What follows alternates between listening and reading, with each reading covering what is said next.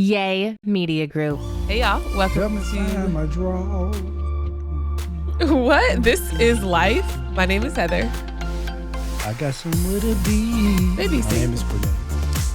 And we're talking about an area that I think we're both pretty passionate about. Marriage. That's hilarious. We are very, very much so. Very much so. Today's title of this episode, can you believe it? We actually have a title to the episode. It's called Choose Your Hard. And he came up with it. I was so proud. The first time in like 8 years. Shocker. Proud. So proud. Good job, babe. Choose your hard. Choose your hard. And the basis of this is fairly simple. You can either get divorced, and that can be hard, or you can stay with somebody, and that can be hard. So choose your heart. Thank you so much for joining us. We're done 1 minute in. No, I'm kidding. Thanks so much for joining us for another. But I mean, you wanna kick it off with what you were talking about before we got on air? Yeah, I think we should put it out there that marriage can be hard. I think we put that out there a lot. We do. People are probably sick of us. Like, I don't even want to get married after listening to your podcast. Well, hopefully we provide a sense of reality to it, because I feel like a lot of people be jumping into this thing with fairy tales, and then y'all be watching them Hallmark. Y'all be watching them Hallmark movies, and shout out to my boy John, who's Chris. Chris. Shout out to my boy Chris. He does all the Hallmark movies. Who is in the Hallmark movies. But I mean, even that kind of stuff. Like he's one of like the fixture actors, and great guy, amazing family. His kids are his kids are incredible, amazing. But anyways, going back to it, y'all be watching them Hallmark movies, and then y'all be looking at them. He's talking about women. Go ahead. Men don't watch. Do men watch Hallmark movies? Okay. No, not really. Not that I know of. I think it's more of like a woman. I think it's more of like a woman thing. But it goes back to Ro and Tay and Logan. What do you mean? Taylor comes home every day with the tea. Oh, God. She talks about the crushes that are going on in her class. Who has a crush on who? Hey, Logan, how's your day? Good. You got any tea? Anything happen at school today? Any drama? Nope. It's like, what? No. And then you find out later there was drama, but he's like, I just wasn't involved in it. And it's just like, what? That's it. And then meanwhile, Taylor is trying to be a matchmaker in 4th grade with Roman, who is in 1st grade.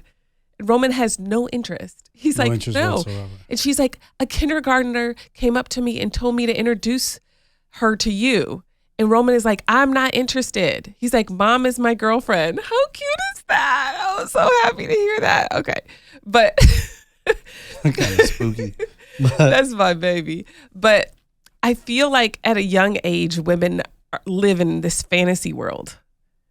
And then we grow up and we're still in this fantasy world. And it just doesn't go away. So then you get married and you have all these high expectations of what you want your spouse to do. And you're focusing all your energy on changing this person and wanting this man to be this picture of a father who was there or wasn't there. You have all these ideas, right? And then one day you realize it doesn't work. For some of you, you might be able to change your man temporarily, but deep down he's just miserable, right? But some buck against the system because they don't want to be changed. No. Correction. It is not that. It's not that they don't want to be changed. They don't want to be changed by me or by you. No. There's another C word. There's another C word. They don't want to be controlled. There. They don't want to be controlled. That's correct. And anytime you seek to control somebody else, you can always expect rebellion. But even God shows us this in that He does not seek to control us. Yeah. He provides us with free will. I mean, one of the greatest gifts that He gave to Adam in the garden was the gift of free will. Outside the gift of life, He gave the gift of free will. Yeah. In fact, He will love you so much that He will love you all the way to your own destruction. That's like real. He will allow for you to self-destruct, even though He loves and He cares for you because He doesn't desire for you to. The problem is that people oftentimes get into relationships and then they desire to control the other person. because they want that other person to change. So we seek to control. That's the reason why a lot of, church culture nowadays is about behavior modification, because it's essentially about control, which they believe that control could help to lead towards change. Well, I don't believe that people, or I'll just say women, because I'm a woman, women want to change a man because of control. A woman wants to change a man so she can feel safe. Is that not accurate, Riley? Okay. Hold on, let me finish. A woman's intent is not to I'm trying to control you. It's like, no, I'm just trying to create an atmosphere that feels safe for me, right? I'm not saying it's right, baby. Hear me out. I'm not saying it's right, but what I'm saying is a woman's intent is not to control your life. Her intent is I'm trying to feel safe because of my trauma, because of what I have going on. So if for example, a man's going out late at night, right? He's hanging out with his buddies, whatever the case is. You're getting all these phone calls, come home. Man, my wife trying to control me. Nope, she just wants you home because her dad stepped out on her mom and was gone all the time as a child. So she saw dad coming home late every night. So in her head, she thinks if you're home, then I'll feel safe. Is that not right, Riley? Yes, I would say that's correct.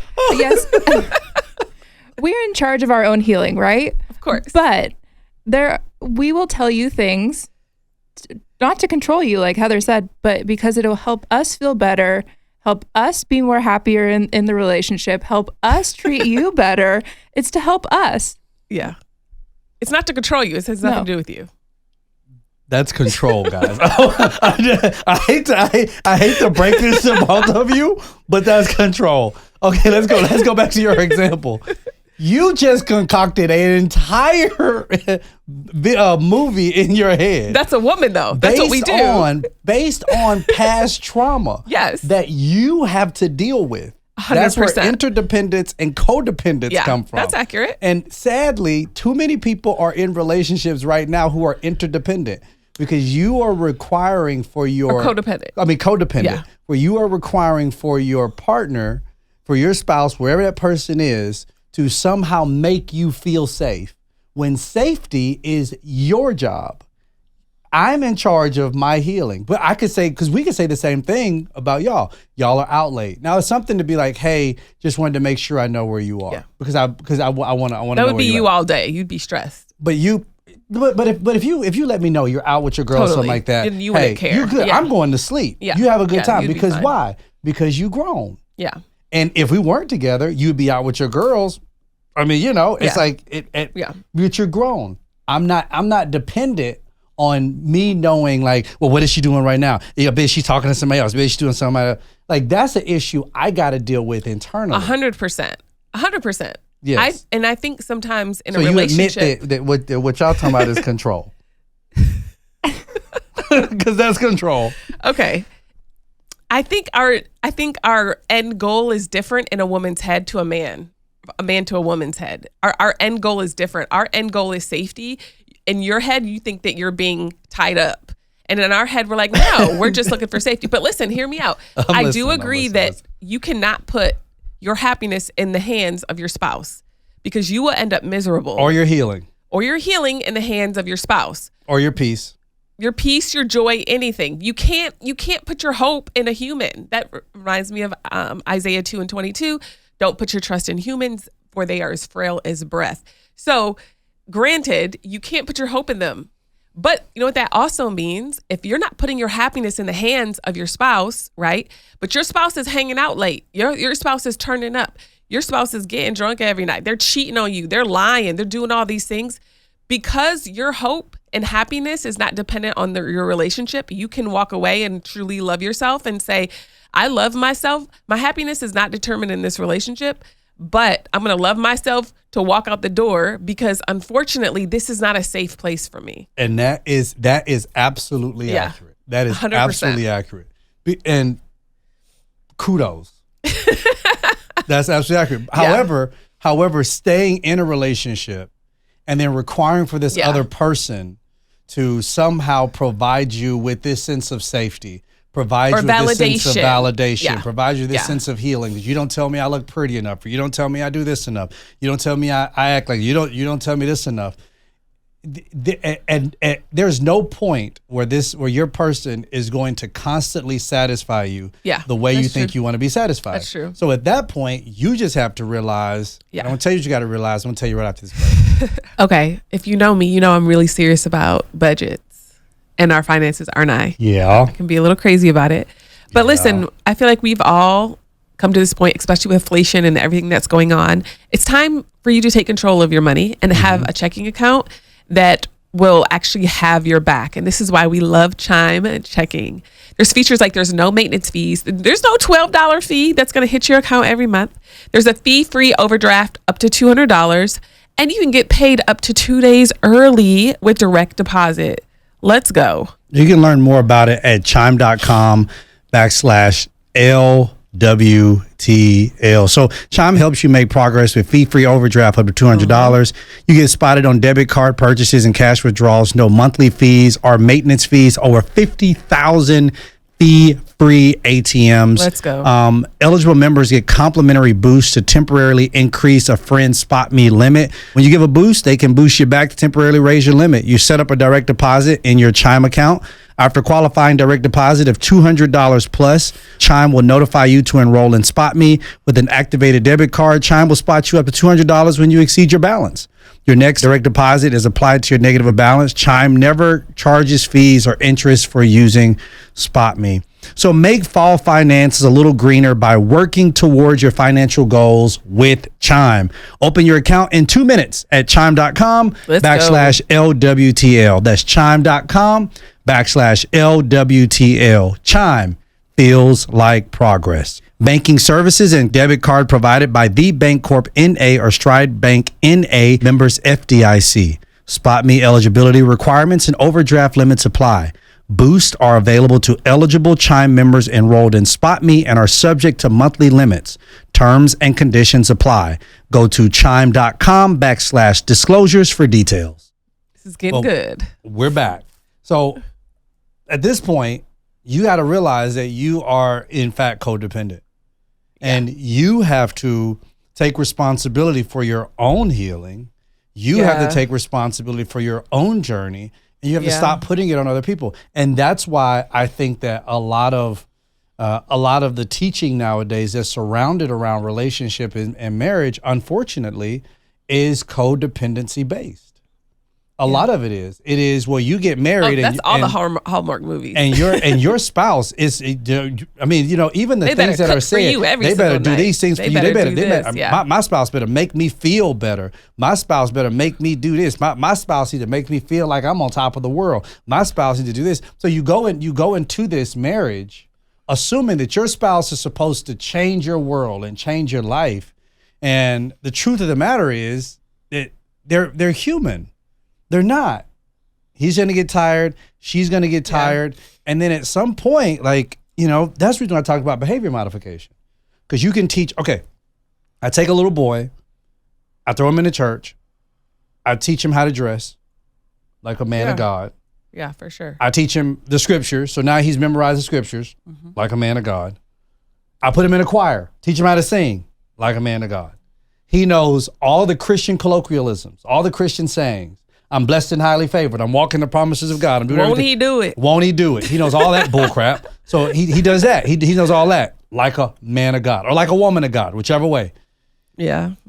After a certain period of time, you wonder, well, what happened to the little boy? Yeah. Because now this man, he ain't acting like that anymore. Yeah. Because at some point, a lion, I don't care how much hay you feed it, when you walk inside of its cage, he's going to eat you. Because at his core, he is still carnivorous. And, I think a lot of this is like God desires something so deep in us that he really wants to deal with roots. But we're so busy dealing with flowers and dealing with behavior modification that we're not really dealing with the healing part that needs to come from it. Yeah. So, you get into this marriage and you say, well, these are all the things that I need. Because we talk about this. Here are all things I need in order to be happy. Yeah.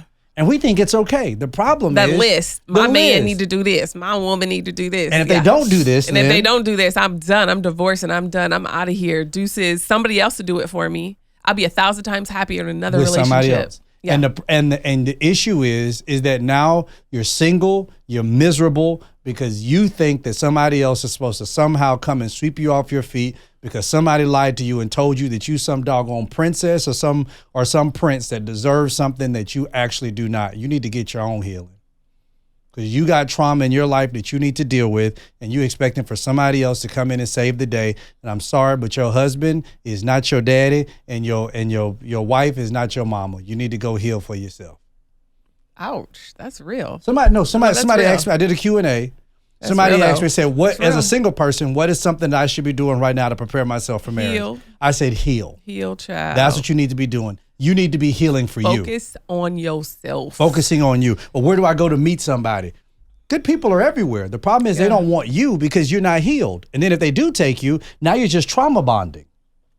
Well, the thing is, when we're not healed, we attract people who are also not healed because it's that toxic side of us. And then when you go on a date with a really nice guy that has a secure attachment, oh, you don't like him? Then you don't like him because he's boring. So then you go tell all your girls, right, you're not toxic. Like, I need you to snatch me up and throw me around a little bit. Where you get that from, baby girl? Where did you get that from? Because daddy used to beat up on mama. But that's not healthy. And I feel like we go towards the relationships based on our healing or not healed. You know what I mean? So I think it's important that before you even think about getting into a relationship that you start to tackle that. And if you are married and you're listening to this and you're like, man, I'm trying to choose my heart. It's hard out here.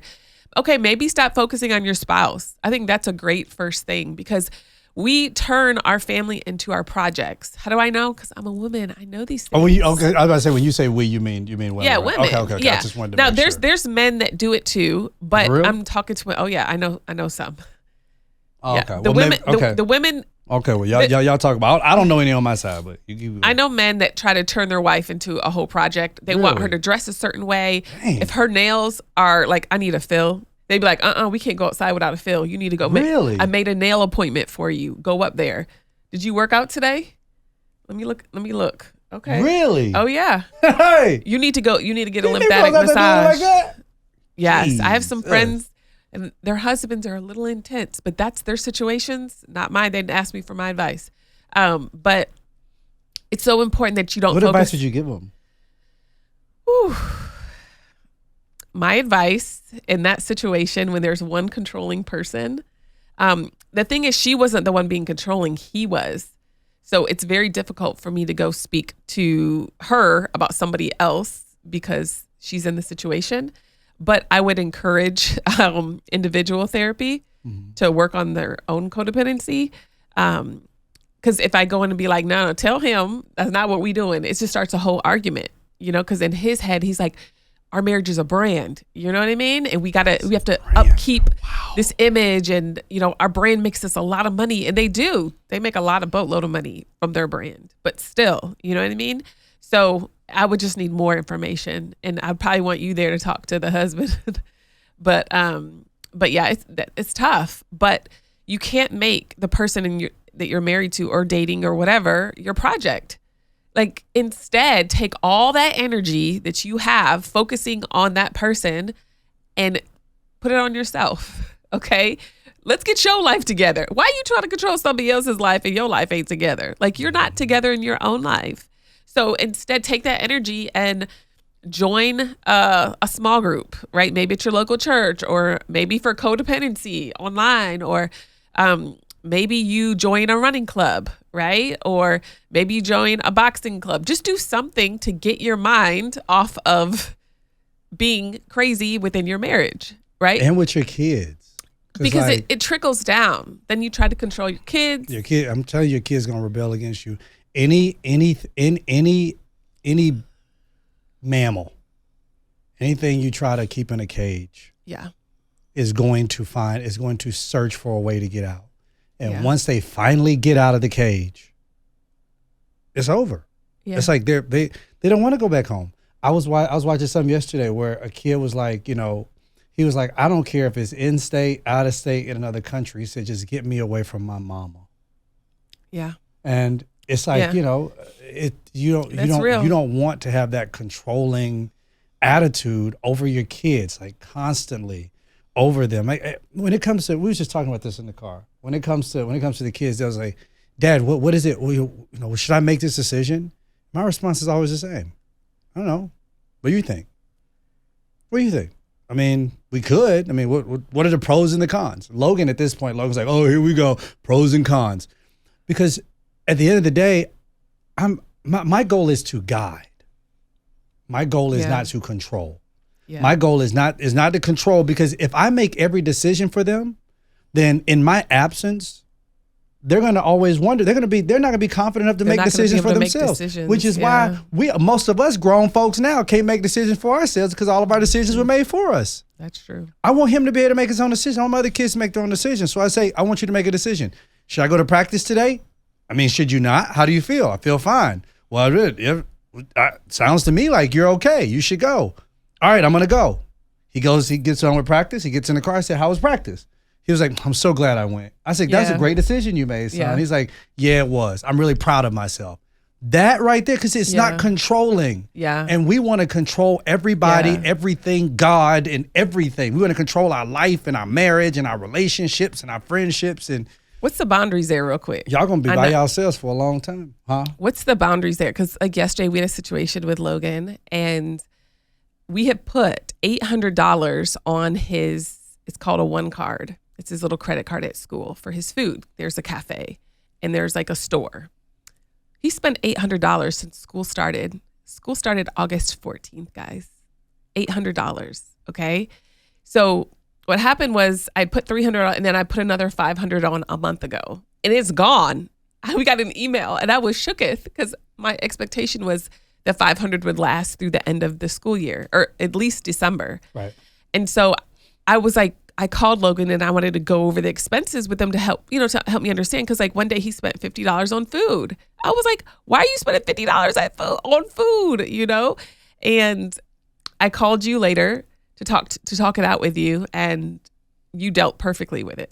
Tell him what you said.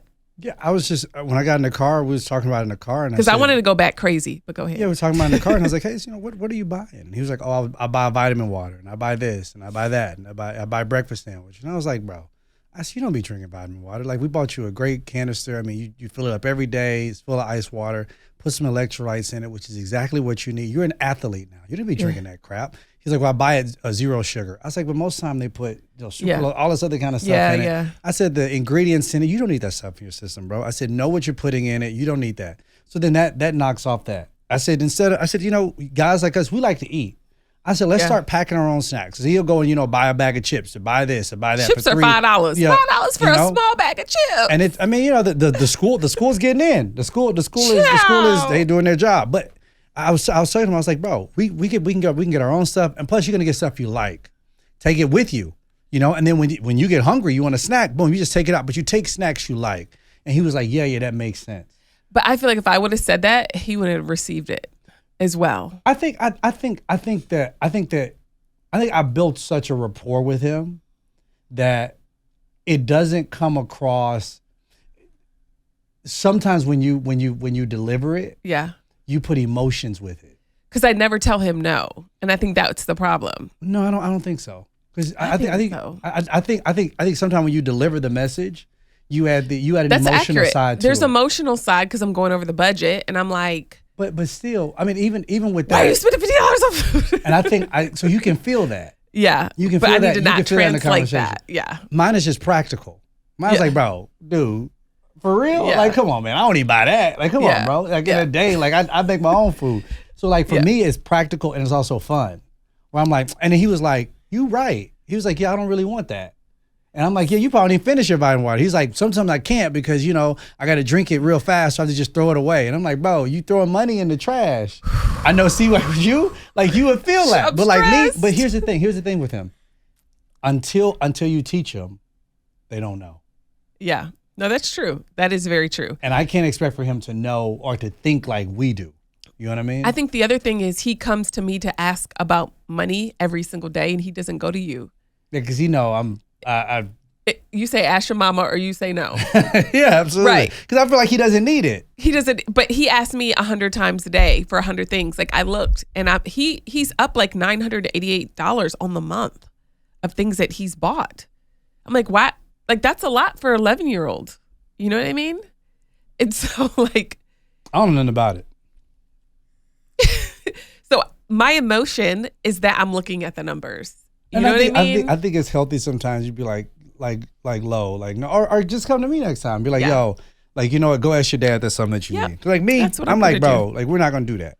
Like he want to go to the movies, and I'm like, yo, that movie theater, like it's too expensive. Like both of us, we're not going there, bro. Like, wait, you guys booked it, didn't you?